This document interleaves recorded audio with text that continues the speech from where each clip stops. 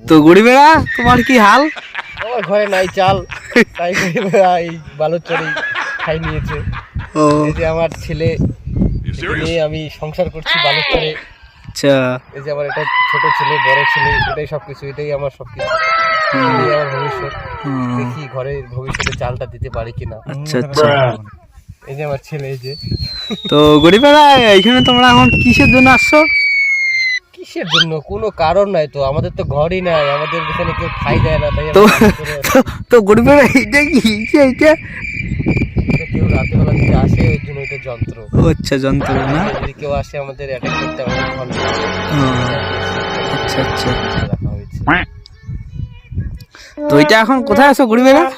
আমরা এখন আছি ধল্লার, তিস্তার, খুলনার মাঝামাঝিতে। আচ্ছা, তোমরা তো গরিব কেন?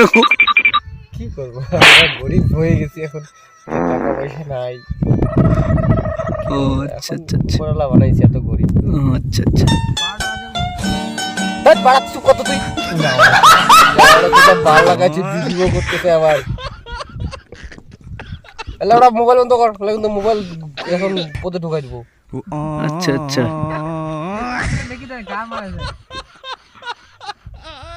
বন্ধ